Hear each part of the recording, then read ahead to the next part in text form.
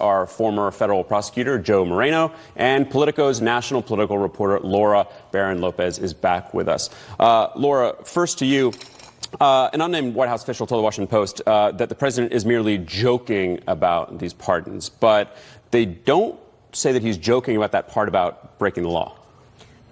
The administration has said time and time again that the president is joking or take him seriously, not literally, and then the president has actually followed through on something that then they try to downplay earlier. So if the administration is broadcasting that this is a step that the president is looking to take, then I think they very well could, and that he may very well still pardon. The question, though, is whether or not he's able to do this, whether or not they're able to carry this out. Well, Joe picked that up, and you're a former federal lawyer, so I don't need to quote chapter and verse to you, but if we're going to get specific about it, Article 2, Section 3 of the Constitution says the president, quote, must take care that the laws be executed faithfully. So in telling subordinates to go ahead and break the law, is that in any way legal? So, Alex, that's a great quote, and I'll give you another quote.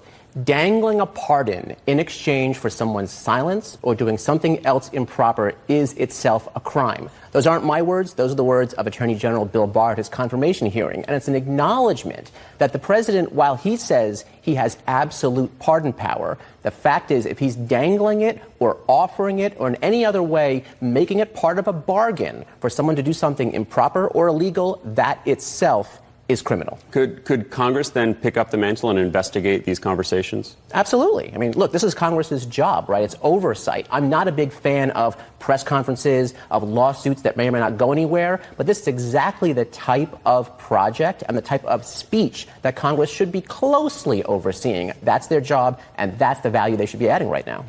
Laura, also in this Washington Post reporting, they're saying that the Pentagon is expected to divert some $3.6 billion from their budget to this wall after Congress did not give them the $5 million. So that's one large chunk.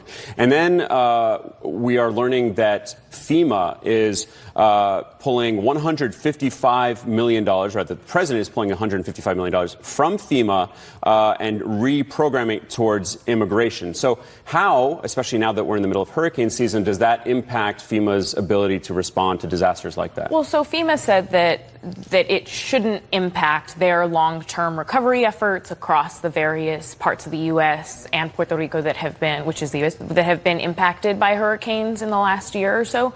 But it does raise questions about how thin they may be stretched because of the money that they're diverting. It's certainly something that House Democrats are going to look into, as well as the movement of the Pentagon funds, because typically they're used to being able to oversee where money is being diverted. Congress controls the purse. And so this is a debate that they've had with the administration for quite some time. When the border aid relief bill passed before they left for their August recess, they wanted some restrictions in there so that way they could control where money was actually being sent. And they've been having this battle with the White House about it, so we can expect more from them. So essentially FEMA is saying we're good. We still have some cash in the piggy bank.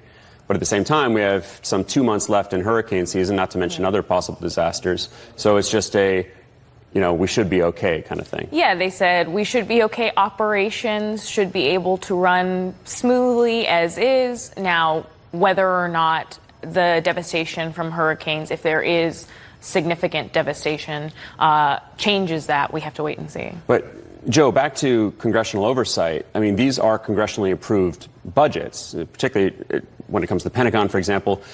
I mean, what's the point of that if the president can then just shift funds around as he chooses? Alex, there's probably a great debate here about how much authority Congress has given to the executive branch over the years. This is probably one of those areas. But for me, this is largely a good governance issue. A lot of this was predictable when the Justice Department and the DHS changed the policy about zero tolerance way back under Jeff Sessions. We knew that would mean more detention at the border. We knew we weren't staffed with immigration judges and facilities. So now the fact that we have to pick the pocket of FEMA, it's unfortunate. I hope Laura's reporting is correct. But at the end of the day, we should have known better and we should have planned for this.